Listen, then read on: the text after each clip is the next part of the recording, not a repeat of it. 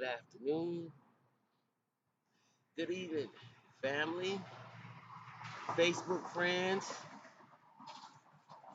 and YouTube subscribers. Whatever side of the diaspora that you may be on, as you can see, my clothes are getting a little big and I'm a little happy, but hey, listen, this is real serious information that I need to talk about this morning. And I need all the melanated family to please pay attention to me this morning because there's a lot of bickering going on in our community, whether you consider it a so-called conscious community. I often think about my friend Jackie, who always said, "What do you mean? I'm not walking around fucking unconscious. So I'm conscious. I know what's happening. I know what's going on." So I think this term, the conscious community, is a little overrated. I also think that racial tension is big business here in America, even though it's also a real phenomenon because that's how we got here in the first place. But it's also big business. Race and separation and division, whether it's religious division, whatever it is that separates us, is a business because the elite want to keep us fighting one another and not waking up to the disastrous condition that they have put this world in. Now, the devil cannot succeed. The devil cannot succeed. But it's up to people, good people. And when I say devil, I mean the negative energy and the negative karmic force that is going on the planet. And I'm really concerned now because black people think this is a big soul train. A lot of us think that this is not serious. And the reason why I'm pointing out particularly the black people because I don't read about white people being beheaded and having their heads thrown on porches like what happened to the brother in Jackson, Mississippi. And if anybody think that that's a gang related incident, you probably did it. Okay, that's something that Neanderthals do. Black people don't. We don't cut off the heads. If you would have said somebody got stabbed, or if you would have said somebody got shot, I'd have been like, okay, that sounds like a black crime to me. But no black man decapitated another black man. That's a Neanderthal devil that did that. And I want to make it loud and clear, and I want to make sure you hear a distinction. That is a person, that is a not human. It's a person with a lot of a Neanderthal in him. And I already told you, I really wrestle with the concept. I really wrestle with the concept if narcissistic people are really humans at all. Because anytime you get to a point where you have no empathy, you have no feelings, you can't see another person because of the difference of their skin, that them being different than you, is that to the point where they deserve death, you deserve death, probably, more than likely. But I really wrestle with the fact if you're human or not. And in my opinion, you are not. And I want to tell black people you need to go out. Don't walk out alone if you don't have to, especially no matter where you at. I mean, this might be a good time for us to reacquaint ourselves with one another. This is what our ancestors had to do 80 years ago. We had to go out in groups. We had to go out. We had to depend on the deacons of defense. We had to go out in groups, and we had to protect ourselves from Neanderthal devils that would sneak up on us, behead us, and then sever the head and throw it on the porch and then burn the body somewhere else. This is not the act of a person that has a soul. So please, black people, do what you have to do to take care of yourself and your children. Don't let them go out there by themselves. They just found a boy in New Orleans in the river with all his insides removed. They selling our body parts. Don't you understand? They don't need us for slavery anymore. That's over. So what do they have us for? It's just like an insurance adjuster. When you have a wreck, what does the insurance adjuster say? Well, I think this is a total wreck. That's what black people are to the elite, a total wreck. And the only thing that this vehicle is good for is the spare parts.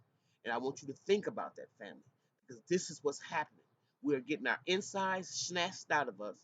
We found another boy in Georgia somewhere rolled up in a mat with no insides. To if my information serves me correctly, I still put a call out to the parents of Trayvon Martin to clarify this. Because according to Papa Baba Dick Gregory, that boy's organs was removed before he left the coroner's office. Please tell me why. Please tell me how you get shot. And before your parents come and identify the body, they've already removed your organs. How does that happen? Y'all need to turn Soul Train off. Turn the Atlanta Housewives off because those are all distractions. And some of those shows are funny. I'm sure they are. I know Basketball Wives. A couple years ago, I watched it, and I know that a lot of these things are the NBA Finals. I'm a huge basketball fan. Played basketball, but very have a niece that's about to go to WNBA. I have a cousin that's playing about to go to the WNBA. I love basketball.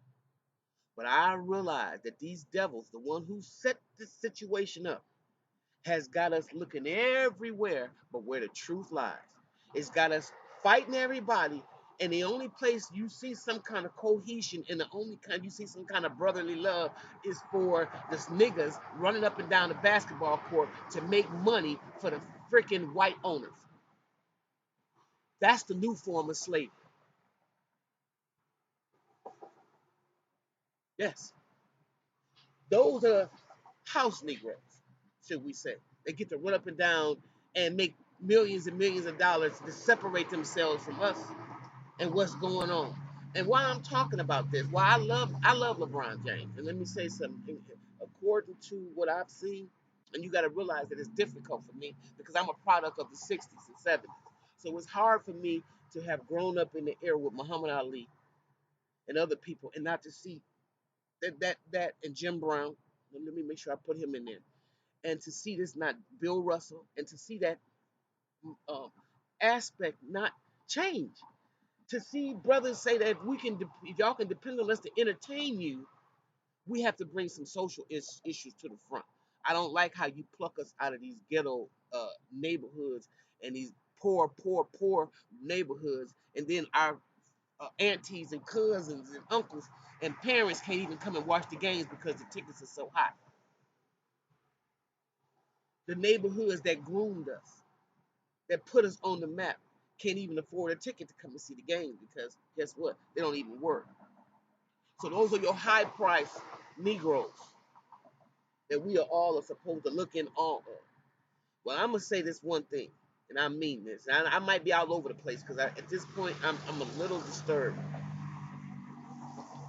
Until we decide, none of this is going to move. We are the engine that runs this. And until Puffy's son, as Jeff Brown said, is being chased down the street, is Dwayne Wade's son, I don't wish this on y'all son, and LeBron James, unless y'all kids is being shot and chased by the police, you're probably gonna just think this is isolated incidents. It's not. Racism gotta be confronted. You can't police people's hearts, but we're gonna have to knock down this system of white supremacy. And I tell you what, you don't have to deal with us. You can just give us what you owe us. We're gonna take what we need. We're gonna take what you owe us. It's gonna happen. The world is gonna dictate that the evilness that's gonna happen on this planet, either we're gonna destroy ourselves or y'all gonna give it up. Because this right here is unacceptable. And this right here needs to stop. Black people, put yourselves together. Start loving one another. Start caring about each other. This damn conscious community that's bickering over people stealing, because they have been stealing, people who are promising you stuff, they are no different than the enemy that's trying to subdue you. No different. They're just black devils. You got black devils and you got white devils, okay? My point to you is what I want you to do, I want you to start right now loving yourself and start that by walking with each other when you leave. Show compassion. Don't leave alone. Don't if you gotta go to let your significant other, let your friends, let somebody get together, walk you to the bus stop. I've said this before, but they're pulling out the same tactics that they pulled 80, 90 years ago, trying to fill us with fear, cutting our heads off, lynching us, pulling out our body parts. We gotta say, like the Jews, never again. Never again.